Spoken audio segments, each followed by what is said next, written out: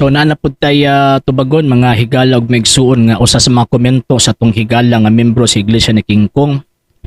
Sumala pa niya nga sipiat daw kuno ko, sayop daw kuno ko, nganuman kay according sa Commentaries and Jurisprudence on the Philippine Commercial Laws Volume 4 by Martin Teodorico, pages 245 to 246 nagkanayon, the corporation sole is only the administrator and not the owner of the temporalities. So mananingon siya sino si Piat di ay ka pagsulti nimo nga tungod kay corporation so si Ka Felix Manalo na ang owner si Piat na pagka mo nilisod sa mga tao nga ang background or ang tawag-an ng quotation kutob lang sa ilahang libro or kini kung dili man ni ilahang libro ay siyempre Commentaries on Jurisprudence guni posible nga ang quotation niya wala gibase niya sa contextual nga explanation or pagpasabot sa author. Nga naman, kay naa may rason nga nung naa ng corporation sole. O niya tanaw na to kung tama ba na siya nga klase nga rason aron ihaom nato nga si kanang kwaknit ninyo nga sugo administrator lang ba gyud siya. Okay. Number 1, unsa man din ang corporation sole? Ang corporation sole according sa Covier's Law Dictionary page 682 to 683 nag-ingon, a corporation sole is a special form of corporation usually associated with clergy. Kung ato ang sundo ni pangunahon na sa mga higala nato nga iglesia ni King Kong paingog clergy na wa gyud mo'y labot. Pero aton lang palapdan ang ato ang panabot. Pag ingon og clergy, refer na sa mga pangulo sa korporasyon nga usa ka relihiyoso. Okay? Conceived and introduced into the common law by sheer necessity. Nahimugso daw ni unya gi-introdusar sa common law nga gipaagi sa kanang panginahanglanon na ba. Okay? This legal creation was designed, gi-design ni siya to facilitate the exercise of functions of ownership carried on by the clerics niya sumpay and on behalf of the church which was regarded as the property owner. Subot ipasabot dinhi na ay duha ka butang. Number 1 na ay nag-administer nga mag-exercise og ownership in behalf sa simbahan kung korporasyon nga diin giila sa balaod nga mauto ang property owner. Unya dili man pwede nga mag-exist ang usa ka owner nga virtual lang. Dapat na yung natural person nga magdumala niini. Mo nang ginganlan siya corporation sole. So karon, subuti pasabot mamahimo lang administrator ang usa ka nagparehistro sa usa ka corporation na corporation sole kung na ay nanag-iya ni ining maong iglesia nga dili siya. Nga igo lang siyang gipa-administer. Sama ba sa Roman Catholic Apostolic Administrator of Davao? Ang obispo din sa Davao, mao man pod ang corporation sole nga nagdumala, nag-administer sa tanang kaptangan in behalf sa Santo Papa kay siya man ang supreme administrator. Unya ang Santo Papa pod kay administrador lang man siya, ano man tungod kay dili man siya ang tag-iya ni ining maong gitawag og punduka, ang tag-iya ani katumang naas langit. So mao deklarong administrator. Pero na ay function ang corporation sole nga mo function siya as owner. Siya ang tawag ining na nag-iya in behalf sa simbahan. Pero kung kining maong simbahan na gitukod rapod ni abtong presidente, ni abtong tawag anang hefe aktual, ni abtong maong gitawag og pastor nga nang mo nagparehistro ni ini, nan ang corporation sole nga gisgutan ni ining maong balaura duha na ang iyang function tag-iya at the same time administrador. Mo na nga dili ma-apply tong giingon ni Martin Teodorico sa iyahang libro Commentaries and Jurisprudence on the Philippine Commercial Laws kang Manalo. Nga naman kay si Manalo, siya ang administrador at the same time siya ang tag-iya kasi man ang founder. Muna nga di ninyo ma-deny sa registration papers. Ikaduhang punto. According sa Red Barry number 93 FLA 849112 serial order number 846 ingon din ni a corporation sole consists of one person only and his successors. So dili pwede nga duha at a time ang mangulo mo na sa una si Manalo lang yun. Pagkahuman si Iranyo lang yun. Pagkahuman si Eduardo lang yun. Pero makita nato nga ang corporation sole nga unta administrator lang unta daw siya Pero tungod kay nagpailaman nga sila mo itag iya mo na ang succession dili pwede ihatag sa laing tao kundi dito ra pud sa ilahang apelyido.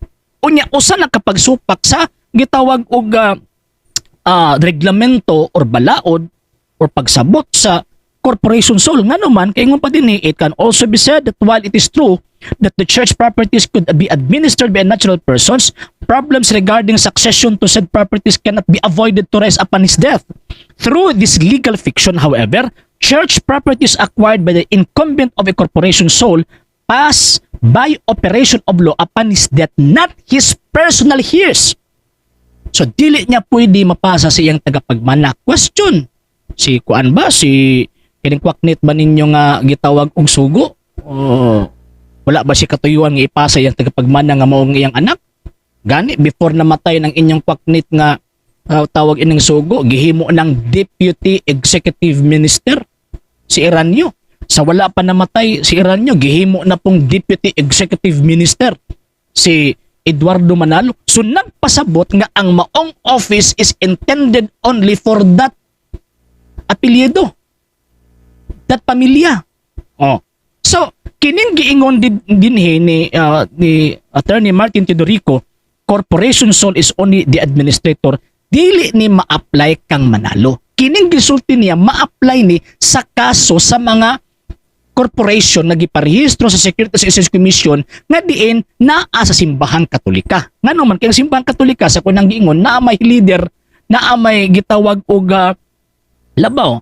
Muna katong sa kaso nga the Roman Catholic Apostolic Administrator of Davao Incorporated versus the Land Registration Commission and the Register of Deeds of Davao City, GR number L8451 December 20, 1957 nag-ingon, considering that nowhere can we find any provisions comparing ownership of church properties on the Pope, although he appears to be the supreme administrator or guardian of his flock, nor in the corporation sole or heads of dioceses, as they are admittedly mere administrators. So, kanang giingon ni Teodorico, refer na sa existidong iglesia. Ano ba ng iglesia Katolika? Nga naman, ka ng mga obispo na nagparehistro ng corporation sole, kana agad sila ang merely administrator because they are not the founders. Usa lang man ang founder simbang Katolika, si Kristo lang man. Muna nga ang papa, ang mga obispo, bisag pag iparehistro nila, ang tawag anang usa ka korporasyon sa usa ka dioceses, nagpabili nga they are mere administrators. Unlike kang gitawag og kanang anghel ninyo nga di na anghel kwaknit na anghel pero itong pako.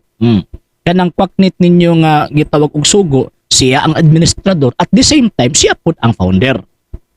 Founder gani siya mismo ang tag-iya. So kining corporation sole nga ni Abini, gipaklaro niya nga siya ang only the administrator. Siya at tawag anang ang administrador lang. At the same time, siya po tag-iya. So kining corporation sole, nga gisgutan din niya nga only administrator para na ni adtong usa ka korporasyon sa usa ka lugar nga naapay mas labaw niya. Si Manalo wa ni labaw pa niya. Si Ranyo wa ni labaw pa niya. Si Eduardo wala ni labaw pa niya. Siya gyud ang tawag ini mo exercise maghimo sa functions of ownership ni ining maong gitawag og punduka mo na ay makatingala maingon din sila nga ay makatingala nga usa lang ka apelyido ang naa nga magdumala ni ini nga naman kay bisan pagmingon sa Council of Ministers ang nagpili ana o may gahom tong Council of Ministers kay ang nagpili gihapon ana ang katulong manggihapon ing ilahang tawag ining anghel kuno nga itom og pako di ba? Munang dili mi ninyo mapatuo nga mingon mo nga kining iglesyang kingkong iyan ni Kristo, di gyud patuo atikan na lang lulo ninyo ay gyud mi katika nga man kay ang dokumento klaro tin-aw nga nagsulti. Una, giparehistro ni Manalo ang kining maong iglesia aron siya lang ang magdumala. At the same time, siya pud ang tag-iya kay siya man ang pundador. Og ang magdumala nini usa lang yung apelyido dili daghan. Unlike sa mere corporation sole lang, mere administrator lang, sama sa mga obispo, sama sa gitawag og kanang ubang mga pundok nga naanadaan ba, iyan na lang i-administrate, siya na lang mo act as owner, pag dili siya ang owner. So mo na nga, dako ginagdiferensya ng corporation sole sa estado ni Manalo o kanang corporation sole sa estado sa Iglesia Katolika. So again, dili mawala ang kamatuuran nga ang tag-iyaan ng punduka kanang anghel nga itom ug pako.